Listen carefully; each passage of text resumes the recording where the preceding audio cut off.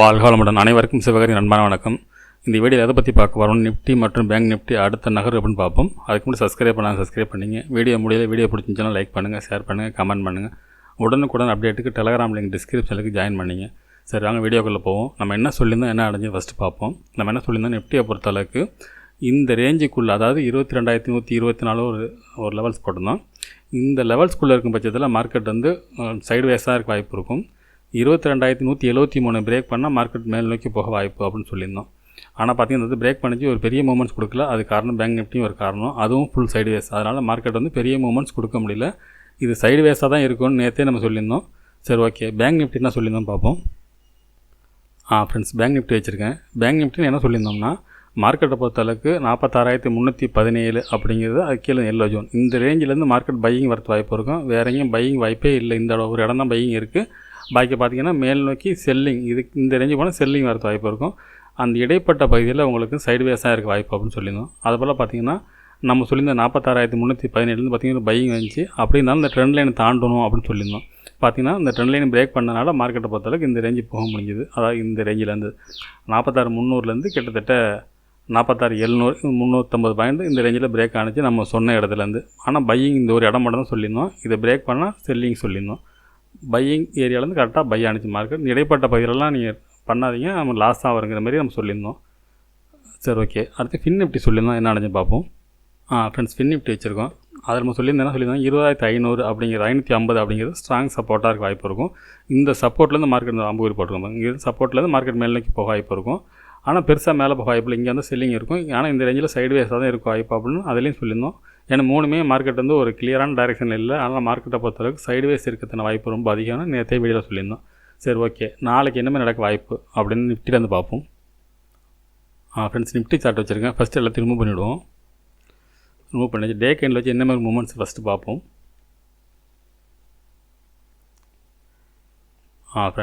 Friends, டே candle பொறுத்தளவுக்கு நேற்றோட candle என்கல் பண்ணி market முடிஞ்சிருக்கு. சரி, ஓகே, அது என்ன மாதிரி மூமெண்ட்ஸ் இருக்க வாய்ப்பு அப்படின்னா அதில் என்ன சப்போர்ட் ரெசிஸ்டன்ஸ் இருக்குன்னு பார்ப்போம். ஃப்ரெண்ட்ஸ், இப்போ டே கேண்டில் வச்சுருக்கேன். இதில் பார்த்திங்கன்னா இந்த பழைய ஆல் டைம் ஹை இருக்குல்ல, 22,124 நம்ம ஸ்ட்ராங் சப்போர்ட்டாக வச்சுப்போம்.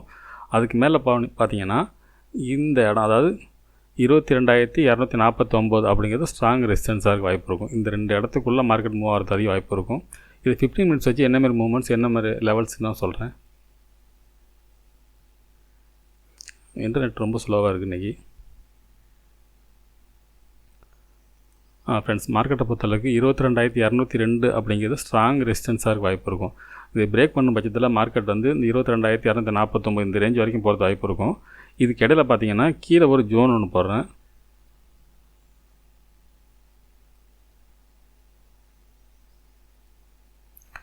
இப்போ இந்த ஜோன் எதுக்கு போட்டிருக்கேன்னா, மார்க்கெட்டை பொறுத்த பெரிய மூவ்மெண்ட்ஸ் இருக்க வாய்ப்பு இல்லை. இதில் ஒரு சின்ன ட்ரெண்ட் லைன் போடுறேன். 15 மினிட்ஸ் வச்சுருக்கேன். இந்த ட்ரெண்ட் லைன் பிரேக் பண்ணும் பட்சத்தில் மார்க்கெட் வந்து இந்த எல்லோ ஜோன் வரைக்கும் வாய்ப்பு இருக்கும். இந்த பையிங் ஏரியான்னு பார்த்திங்கன்னா இந்த எல்லோ ஜோன் கிட்ட தான். இதுக்கு இடையிலலாம் மார்க்கெட் பண்ணால் நமக்கு வந்து லாஸாக வரும். இந்த இடங்கள்லாம் பண்ணணும். பையிங் இந்த இடத்துல வந்தால் மட்டும் பை பண்ணலாம். அப்படி இல்லாத பட்சத்தில் மார்க்கெட்டை பொறுத்தளவுக்கு இந்த ரேஞ்சில் போனால் சேல் பண்ணலாம். 22,249 22,250 இந்த ரேஞ்சுக்கு வந்தால் செல் பண்ணலாம். இந்த இடத்துல பை பண்ணலாம். ஃபஸ்ட்டு இங்கேருந்து பை ஆனால் இந்த இடத்த உடைக்கிறது வாய்ப்பு இருக்கும். ஆனால் ஃபஸ்ட்டு ஓப்பனில் வந்து இங்கேருந்து மார்க்கெட் செல் ஆனால் இந்த இடத்த உடைக்கிறது வாய்ப்பு இருக்கும். ஒருவேளை இதுக்கு மேலே நம்ம ஜோனாக போட்டுருவோம் இந்த ரேஞ்சில். இதையும் பிரேக் பண்ணும் பட்சத்தில் மார்க்கெட் புல்லிஸ் பொறுத்து வாய்ப்பு இருக்குது. மார்க்கெட்டை பொறுத்தளவுக்கு 2 நாள் பதுங்கிறதுக்கு காரணமே மார்க்கெட் ஏதோ ஒரு சைடு நடக்க போகுது பெருசாக. இந்த ரேஞ்ச் அந்த எல்லோ ஜோனுக்கு மேலே இருக்கும் பட்சத்தில் மார்க்கெட்டை பொறுத்தளவுக்கு வெரி புல்லிஸாக இந்த இடத்துல மார்க்கெட் போகிறது வாய்ப்பு இருக்கும். இது நம்ம எல்லோ க்ரீனாக போட்டுருவோம். அதே போல் ஏன் இந்த இடத்துல உங்களுக்கு ஸ்ட்ராங் பையிங் சொல்கிறோன்னு பார்த்தோம்னா, நீங்கள் கொஞ்சம் பின்னாடி போகணும். கொஞ்சம் சார்ட் சின்னதாக வைக்கிறேன். இந்த இடத்துல ஒரு ஸ்ட்ராங் ட்ரெண்ட் லைன் ஒன்று இருக்குது.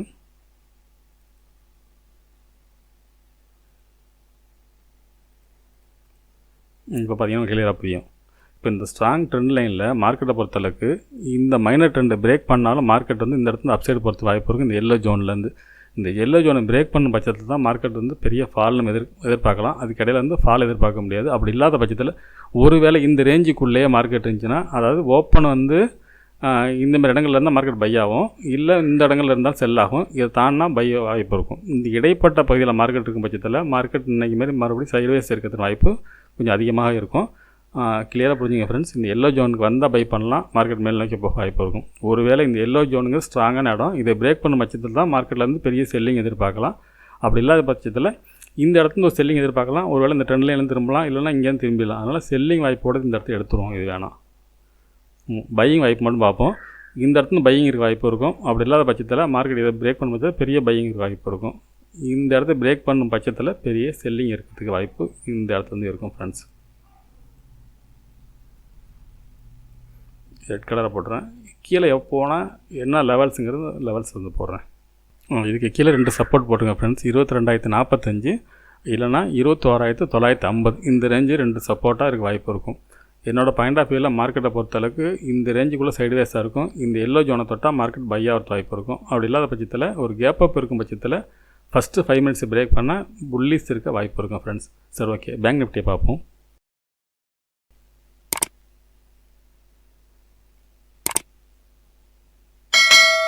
ஃப்ரெண்ட்ஸ், பேங்க் நிஃப்டி வச்சுருக்கோம். ஃபஸ்ட்டு இடத்த ரிமூவ் பண்ணிடுறேன். ஃபஸ்ட்டு டே கேண்டில் வச்சு என்ன மாதிரி மூவ்மெண்ட்ஸ்னு ஃபஸ்ட்டு பார்ப்போம். இப்போ டே கேண்டில் வச்சுருக்கேன்.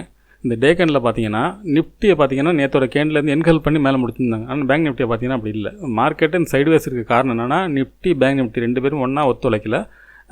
பேங்க் நிஃப்டி ஒரு பக்கம் போனால் நிஃப்டி ஒரு பக்கம் போது, நிஃப்டி ஒரு பக்கம் போனால் பேங்க் நிஃப்டி ஒரு பக்கம் போகுது. இதனால தான் இந்த மார்க்கெட் வந்து பெரிய மூவ்மெண்ட்ஸும் இல்லை, ஆப்ஷன் பையராலையும் சம்பாதிக்க முடியாத சூழ்நிலை வர்றதுக்கு காரணம் இந்த 2 பேர் தான் காரணமே. சரி, ஓகே, இது நாளைக்கு என்ன நடக்க வாய்ப்பு அப்படின்னு பார்ப்போம். ஓகே ஃப்ரெண்ட்ஸ், இந்த டே கேண்டில் வச்சு ஒன்றும் வாய்ப்பு இல்லை வரைகிறதுக்கு.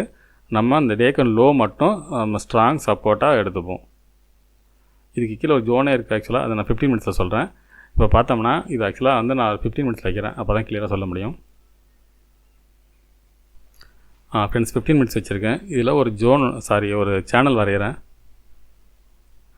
மார்க்கெட்டை பொறுத்தளவுக்கு இந்த சேனல் வரைக்கும் போகிறதுக்கான வாய்ப்பு இருக்கும் ஃப்ரெண்ட்ஸ். 47,120 இந்த ரேஞ்ச். இதில் ஒரு நம்ம லெவல்ஸ் போட்டுருவோம்.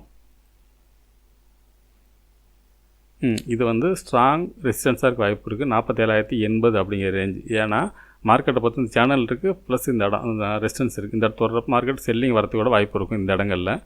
இதுக்கிடையே கீழே ஒரு ஜோன் ஒன்று போடுறேன், ஒரு எல்லோ ஜோன் போட்டிருக்கேன். இந்த எல்லோ ஜோனை பிரேக் பண்ணும் பட்சத்தில் தான் மார்க்கெட் இறங்க வாய்ப்பு இருக்குமோ ஒழிஞ்சு இந்த ட்ரெண்ட் லைனை பிரேக் பண்ணாலும் இந்த சப்போர்ட், அதாவது இன்றைக்கி டே லோ, அதாவது 46,324 பிரேக் பண்ணாலும் இந்த ஜோனை பிரேக் பண்ணால் மட்டும் தான் மார்க்கெட் இறங்க வாய்ப்பு இருக்கும். அப்படி இல்லாத பட்சத்தில் இதுலேயும் ஸ்ட்ராங் பையிங் ஏரியா பார்த்தோம்னா இந்த இடம் தான், நம்ம நிஃப்டி மாதிரி தான் இந்த இடத்துலையும் இருக்குது.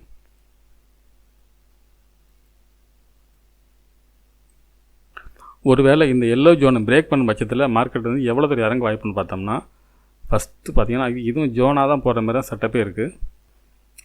ஃப்ரெண்ட்ஸ், இப்போ 2 இடத்துல 2 ஜோன் போட்டிருக்கேன். பார்த்தீங்கன்னா இந்த சப்போர்ட் ஏரியா 45,600 விட்டு இந்த ரேஞ்சு 600 டு 550 இந்த ரேஞ்சுக்குள்ளே ஒன்று மார்க்கெட் டைரக்ட் திரும்ப வாய்ப்பு இருக்கும்.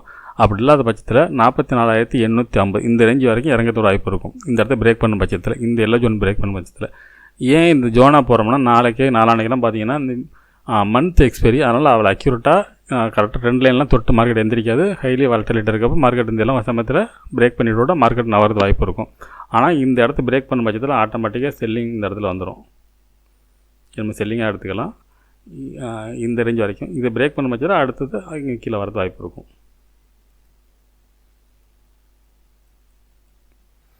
ஃப்ரெண்ட்ஸ், அதை போல் இப்போ நம்ம செல்லிங்க்கு 2 இடம் சொல்லியிருக்கோம். இந்த இடம் இருக்குது, பையிங்கு இந்த இடம் சொல்லியிருக்கோம். இந்த எல்லோ ஜோன்லேருந்து மார்க்கெட் பை ஆகிறது இந்த ஒரு இடம் மட்டும் நல்ல ஒரு பையிங் வாய்ப்பு இந்த இடத்துல இருக்குது.